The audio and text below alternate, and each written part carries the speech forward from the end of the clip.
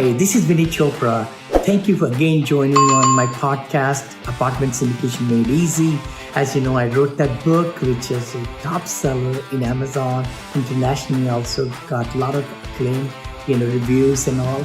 And this podcast is about syndication, about commercial investing. I like to bring great guests for you and dig into their story, their successes, and find out some nuggets from them so that you could really enjoy them and learn from them and then implement them.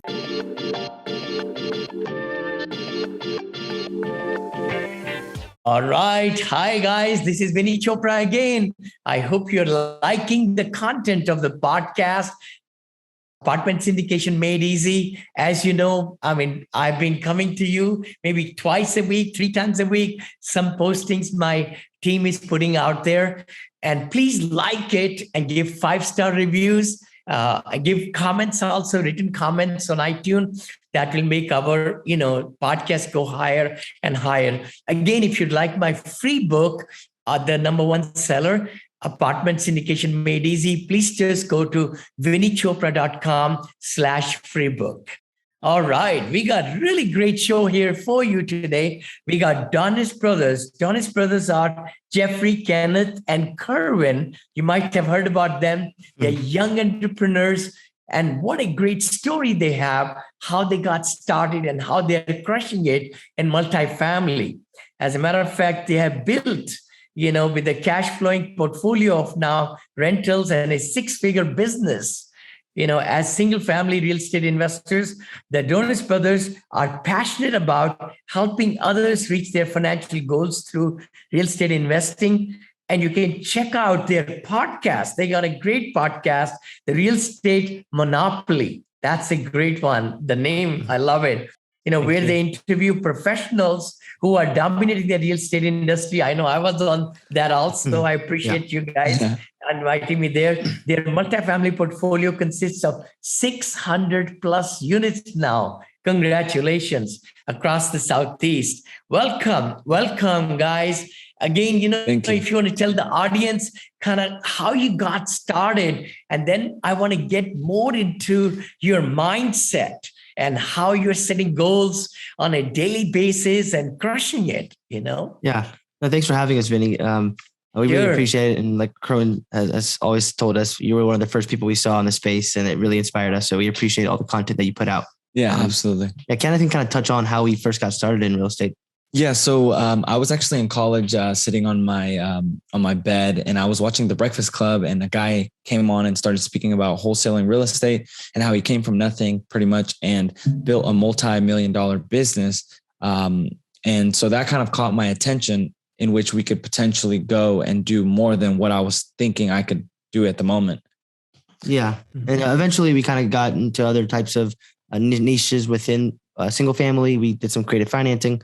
Did a fix and flip, and then found our way into multifamily. And Kerwin kind of touch on why we ended up shifting from single family into the multifamily space. Yeah, we just our why was always to retire our mother and generate passive income and just change our family's financial tree. And we always knew that our end goal was to get into the multifamily space, but we just had limiting beliefs. We thought we were too young. We didn't have enough experience or credibility. And we realized that once we realized that was a limiting belief, that's kind of when we decided to embark on that journey. We ended up joining a mastermind and mentorship program in the multifamily space. And fast forward to the present, we've been able to co-sponsor on 3 deals, and we're aiming to get our own deal as well soon. Awesome. Let's talk about limiting beliefs. I think that's something which really puts us, gets into equation, I should say, where we want to go further, but we are kind of shackled, or our feet are just not letting us take that next step. So how did you read some books, and how did you get motivated and made that mind shift, I guess, Yeah. So we started out by just listening to podcasts. That's how we started out in real estate. And of course, syndication was a foreign concept when we first heard of it. And so, just education, being exposed to the language. I remember I would listen to podcasts like yours and other podcasts in the multifamily space, and it would all go over my head. I was so confused. It was very uncomfortable because they used words that I'd never been exposed to. But over time, we got used to that language, and eventually we got the confidence to go out and meet people. And I think one of the biggest game changers for us was to meet people that were actually doing deals in multifamily. And that demystified it for us, because we met people that were, they had a few years of experience maybe, but in general, they weren't that much different than us, And so that really just made it clear that we could do it too. Yeah. And we 100%, we, like you said, we listened to a lot of podcasts, but we also were reading a lot of books. So I don't know if your audiences can see our screen, but we have a few books behind us. Rich Dad, Poor Dad, Principles by Ray Dalio. Think and Grow Rich. That was the second book that I read. And that one was really the one that helped us understand how our limiting beliefs were limiting us and identifying what those were. And then that's kind of how we eventually were able to make that leap into multifamily. Because as Kerwin mentioned, we were obviously very young. We were getting into the multifamily space. We still are young, but we had less experience than most people in that space. So just identifying what the limiting beliefs were helped us overcome them. For sure. So did you have to put together like a credibility kit? You guys are young. And how did the investors take you, and also brokers also? So maybe kind of take us in those early times. Yeah. Well, I mean, when we first got started, I was underwriting deals and I was calling brokers. But like you said, with no track record in the multifamily space, it's very difficult for them to take you seriously, return your phone calls, or, just even know who you are. So, quickly we realized that we needed to leverage somebody else's experience, which is why we, chose to, to join a mastermind group. But as far as investors. Yeah. We really, like you said, we knew that we lacked the experience and the track record, but we had the hustle and we had some profits from our single family business. So we needed to look for a mentor, and that's what we started looking for. Eventually we came across a mastermind group, and now we're actually leveraging our mentor, who's actually now our partner on the 3 deals we're on.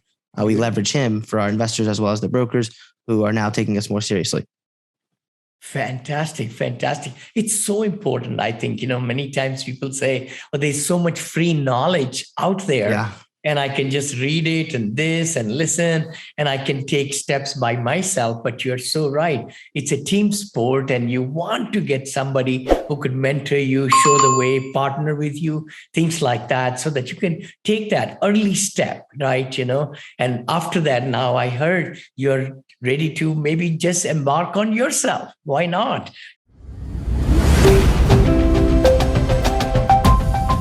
Hi.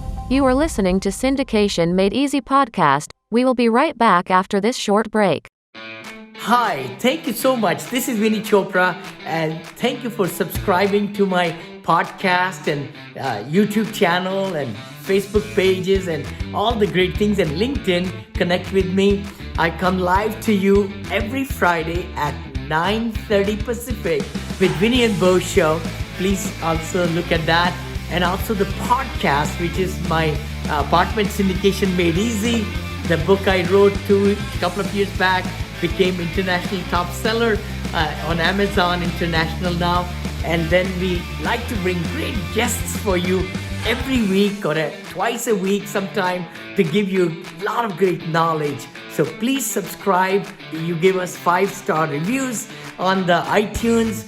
The better the guests we can bring, and our ranking will go higher also.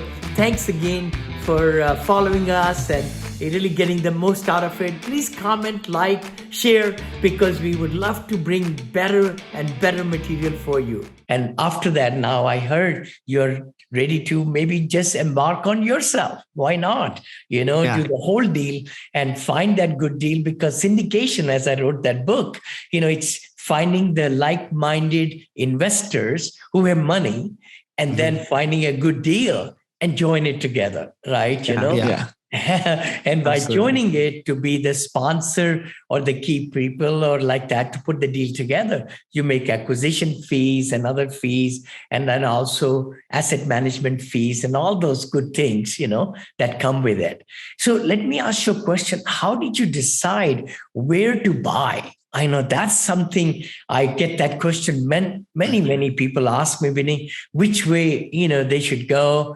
And how many units also? That's on a lot of people's mind, right? How many units, and then where to buy?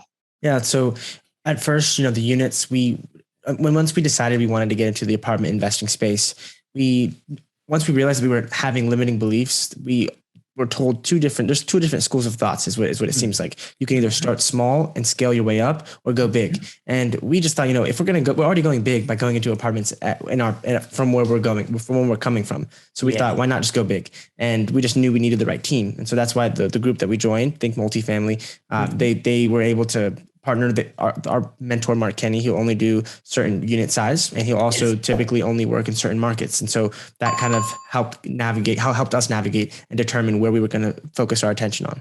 Yeah. And we also live here in North Carolina. So Kenneth is actually driving to the properties that we're submitting offers on. So we wanted to make sure that it was in driving distance for him to actually go and be able to visit there at least in one day. We didn't want to drive to like Texas or somewhere really far, So that's something that we also kept in mind. It was North Carolina and Georgia. And then we have some boots on the ground as partners in Florida. And they're all obviously in the Southeast, they're growing markets. So they obviously have to meet certain metrics, but that's really how we chose. Yeah. And something Kenneth can probably... Very smart. Yes. Because, like a lot of time people say, oh, I'm going to buy over there. And they have to always go travel or their time doesn't allow, a lot more money spent. So I'm so glad you're saying, driving distance right in your backyard. And luckily, all those markets are growing very well too. Absolutely. That helps, quite a bit. Georgia market, of course, North Carolina, South Carolina, Florida, north of Florida, you could reach anywhere, right? Yeah. Absolutely. And something that Kenneth could probably expand on is Bo Berry in his book, Multifamily Investors Who Dominate, he talks about the importance of meeting brokers in person and how that can help you stand out from the crowd because everyone's calling them, emailing them. So if you are able to get in person with them, you can build that rapport and that relationship. And I'm sure you're aware of this, but the majority of multifamily deals are done through a broker. So it's really important. They're the gatekeepers to these opportunities. And so that's why, even us coming from a young age, we understood that to really build the credibility with them and just build that relationship with them, we had to get in front of them. Yeah. So true. So true. I think, once you are in front, then it's a connection. You'll meet, and they say, and also your drive, your passion, and then the lingo that you probably talk to them and give them assurance that, you're here to stay and that you're here to close on the deal. As the brokers are always wanting to say, who's going to come on the top to give me the LOI and take it to the closing, table and all that. So no, totally. I agree with you. And building the relationship is so important. Talking to them, texting to them. Once you meet one time, then you can just continue, from that. And they will give you kind of bad deals in starting. I'm sure you got it too, right? Yeah. I mean, just to test you out, right? Can you do the numbers? Can you do this, that? But once you ask them very intelligent questions, they say, oh, you know what? Yeah, I better give good deals if I'm going to make a sale, right? Absolutely. Yeah. That makes sense. Yeah. Kenneth, what kind of questions do you ask? Well, I mean, it really just depends. Whenever they send, if it's on market, the OM, I'll just go through it because, a lot of people will tend to just call them and ask them questions that are already answered in the OM. So if you just go through it, likely they'll answer them. But just asking them questions about the property, asking them questions about what they think about the area, maybe what they think about that market, just questions in general. Anything you can really think of that's not already in the OM, I think those are pretty good questions to ask. Awesome. CapEx is something, Yes. Capital improvements the last 4 or 5 years. I like to ask that very much. And then of course, the big thing is what's the selling, why are the sellers selling? Yeah. Right. How long they have owned it so that, and do you also like to, I know in my case, I always try to list the listing broker is the one I want to talk to because the other side is the seller. Then the listing broker, there is no vacuum in between. And then we come on this side. So there is no vacuum now. Now the broker has a dual relationship, or also kind of like a dual agency, we call it, right? Yeah. I'm a broker in California, but you're right. That way we don't have a buyer broker, which can manipulate in between, Yes. Agreed. Yeah. That way. So in your partnership, I'm really glad we are talking. I know a lot of time people don't have brothers or sisters who will kind of join, and become like proficient in each aspect of putting the deal together. Yeah. So you have already given, all three of you have different kind of, areas of expertise, and that you are able to help each other and work as a team. So what are your responsibilities per se then on a daily basis? Yeah. So Kenneth can go first. Yeah. So pretty much day to day, I'm speaking to brokers. If I'm not going on tours, meeting them, I'll be talking to them on the phone, emailing them, also underwriting deals, looking at the markets, pretty much just all acquisitions. So I'm the head of acquisitions for our team. And I focus on the capital raising and investor relations side of it. Kerwin can tell you what he does. Yeah. And I'm in charge of the marketing. So our podcast, YouTube channel, all the content.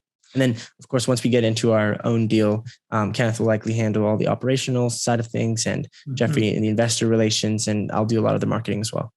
Oh, wonderful. Wonderful. So it just kind of complements, all three of you kind of make a tremendous, tremendous team. Take me back then, in the morning. I mean, how do you all get set up? I think you mentioned it when you came on the Vinney and Bo show, then how you get started with, reading the positive things or listening, and then you do hi-fi, and then you go into your Definitely. So I don't know. I think I read the 5 a.m. club book, and before that, I was waking up at 4 o'clock. But then I'll just kind of give you the rundown. So we wake up at 5. We'll then eat some breakfast. I'll do some yoga, meditate, and then we go to the gym. Come back, take a cold shower, get into our kind of journaling. Then we write some affirmations, some daily goals, some life goals, and then we just journal for a little bit, just kind of getting our thoughts out on paper. And then we'll read for 15 minutes.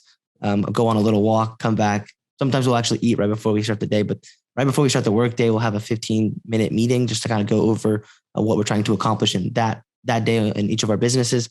And then that's when we start, typically around 9 o'clock. I would hit the ground running, and we'll typically work pretty much most of the day. Yeah. And the question I always like to ask each of us is, how are we moving the needle in our business today? Yes. And that way we're making sure that we're progressing and moving forward. And